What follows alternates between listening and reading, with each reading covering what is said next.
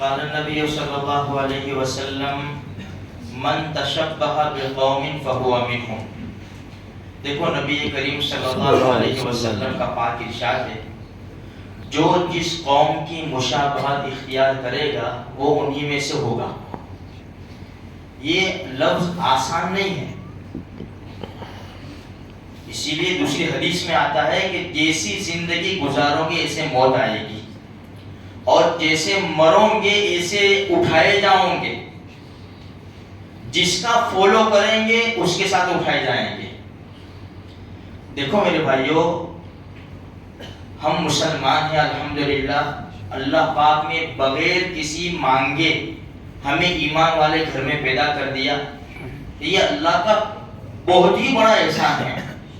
اگر کسی اور کے گھر میں پیدا کر دیتا تو ہم کیا کر لیتے؟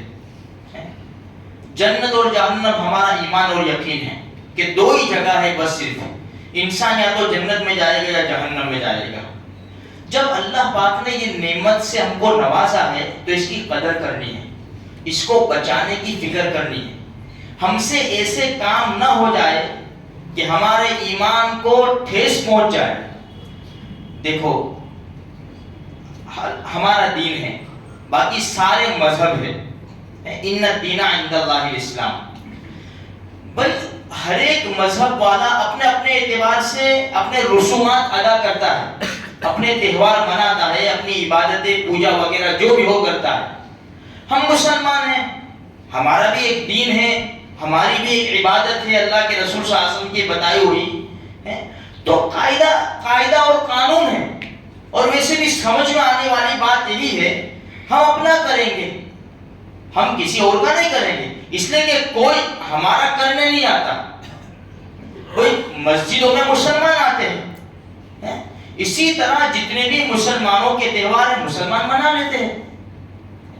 اسی طرح جو غیر مسلموں کے تہوار ہیں وہ اپنے تہوار منائیں گے. لیکن افسوس کی بات ہے کہ عیاشی اتنی بڑھ گئی ہے، خواہشات اتنی بڑھ گئی ہے کہ مسلمان شامل ہو جاتا ہے. بھائی دیکھو ہمارا عمرہ اور حج، اللہ پاک نے قرآن میں کیا فرمایا؟ وَلْيَطَّوَّفُوا بِالْبَيْتِ الْعَتِيقِ 70ویں پارے میں کہ پرانے گھر کا طواف کرو. سب سے پہلا مقام اللہ کا. اس کے علاوہ چاہے نبی کی قبر ہو، چاہے صحابی رضی اللہ عنہ کی قبر ہو، چاہے اللہ کے ولی کی قبر ہو، کسی کی قبر کے اوپر گھوم نہیں سکتے جس طرح بیت اللہ کا طواف کر سکتے. اس لیے کہ ثابت ہی نہیں ہے نا، نہ قرآن میں، نہ حدیث میں، نہ کسی صحابی سے، نہ کسی نبی سے، کسی اللہ والے سے، کسی نے. اولیاء کرام کے مزارات پہ جائیں گے، حاضری دیں گے اور ان کے وسیلے سے اللہ سے مانگیں گے کہ اللہ تیرے نیک بندے ہیں، ان کی برکت سے تو ہمارے معاملے کو آسان فرما. لیکن طواف جو ہے وہ صرف بیت اللہ کا ہوگا. بھائی ہمارے ملک کے اندر جیسے کہ ابھی یہ 2-3 دن کے اندر یہ شروع ہوں گے نوراتری. اب میرے بھائیوں اس لیے صاف کہنا پڑتا ہے کہ کیا ہوتا ہے اس میں بیچ میں مورتی رکھی جاتی ہے، پھر اس کے اوپر گھوما جاتا ہے. آج مسلمان نوجوان، اچھا سب سے بڑا گناہ تو کیا کہ اپنے آپ کو ہندو ظاہر کرتا ہے. اس لیے کہ آج تک علماء کہتے تھے مت جاؤ مت جاؤ مت جاؤ، لیکن جاتا تھا. آج انہوں نے خود نے پابندی لگائی. آج کا جو نیوز پیپر سندیش جس نے پڑھا ہو اس کو خبر ہوگی کہ انہوں نے قاعدہ کیا بنایا ہے کہ بھائی جو بھی آوے اس کو تلک لگانے کا اور گو موتر چھاٹنے کا. یہ قاعدہ انہوں نے آج کے سندیش میں، میں نے خود نے پڑھا ہے. اب اندازہ لگاؤ میرے بھائیوں، بیچ میں مورتی رکھی جاتی ہے، پھر چکر لگتے ہیں نا کہ یہ کیا ہوا. اس لیے بہت فکر کی بات ہے، اپنے نوجوانوں کو بچاؤ میرے بھائیوں.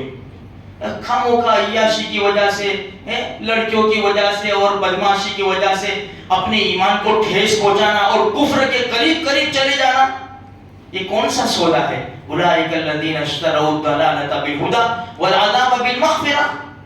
دیکھو تو صحیح، یہ لوگ ہم نے ان کو ہدایت دی گمراہی کو خرید رہے. ہماری جھولی میں تو ہدایت ہے نا، ایمان کی اتنی بڑی دولت ہے. اس کو بیچ کر گمراہی کو خریدنا، والعذاب بالمغفرہ، مغفرت کے بدلے میں عذاب کو خریدنا۔ قرآن خود تعجب سے کہتا ہے فما اصبرهم علی النار، بھلا یہ جہنم کی آگ کے اوپر کیسے صبر کریں گے؟ اس لیے میرے بھائیوں، اپنے اپنے علاقوں کے اندر، اپنے سرکل کے اندر، اپنے دوست احباب کے اندر جو بھی ہم کو پتا ہو کہ اللہ نہ کرے کہ اسی مستی کرنے اس طرح گھومنے کے لیے جاتے ہیں، تو ان کو سمجھایا جائے کہ دیکھو بھائی ہم مسلمان ہیں، اپنے ایمان کو ہم نقصان نہیں پہنچائیں گے ان کی وجہ سے۔ لکم دینکم ولی دین، بھائی تمہارے لیے تمہارا دین ہے، میرے لیے میرا دین ہے۔ اس لیے میرے بھائیوں پوری کوشش کرو، دیکھو اپنی عزت کو داؤں پہ لگا دو۔ اگر اپنی عزت داؤں پر لگ جائے اور کسی کا ایمان بچتا ہو نا، بعض مرتبہ کیا ہوتا ہے کہ نوجوان کو سمجھاتے ہیں نا، غصے میں آ جاتا ہے وہ، پھر بول تو جائے گا ہمارے سامنے، دو چار گالیاں بھی دے دے گا، لیکن بعد میں اکثر ایسا ہوتا ہے کہ اس کو سب نے برابر ہے، یہ بات تو برابر ہے، میرے کو نہیں جانا چاہیے، خاموخواہ میں ان کے سامنے بولا ہے۔ ان کو کیا پڑی ہے کہ میرے کو سمجھاوے، میں جاؤں نہ جاؤں، اس کو سمجھ میں تو آئے گا بعد میں، اور بھلے تمہارے سامنے نہیں آئے گا، تمہارے کہنے کی وجہ سے اس کا ایمان بچ گیا نا۔ اب اپنوں کو کیا چاہیے؟ اگر اس کا ایمان بچ گیا، اس کی برکت سے اللہ ہماری بخشش کے پیٹ فرما دے گا۔ اس لیے تھوڑی سی فکر کرو، اللہ مجھے آپ کو سارے مسلمانوں کو محفوظ فرماوے۔